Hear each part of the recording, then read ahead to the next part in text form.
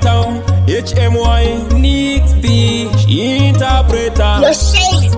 Say some mix. Let's hear music. Interpreter. Pera topisa expense. Tinoda kufara, tine advance. Atidi kuzosara, tine balance. Maxeni manya umbo ita, my importance.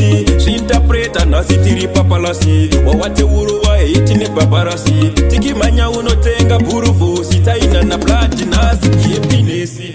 Vakanga vachizinyepera kuti gore rino arimbopera. Tinenge tatoparara asi tarira one tatoripendera. Vakanga vachizinyepera kuti gore rino arimbopera.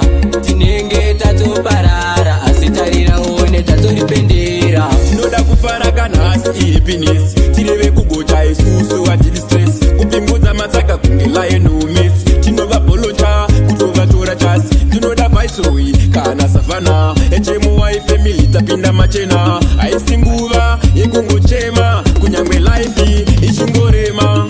Vakanga vachizinyepera kuti gore rino arimbopera. Tinenge tatoparara asi tarira one tatoripendera.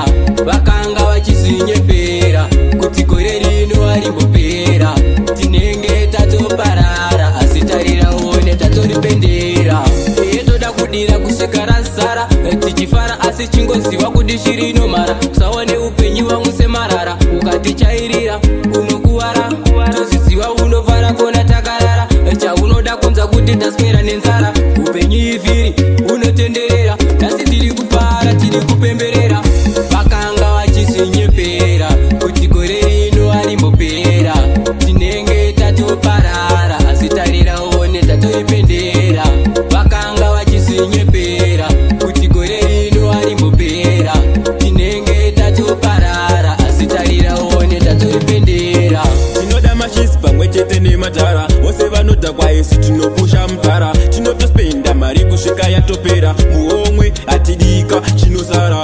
Lifetime yopinira way. Tovata manya kunopinda highway. Nyamati tinogucha eyepatadira. Tichanopedzisa sheti kwa mutangadura.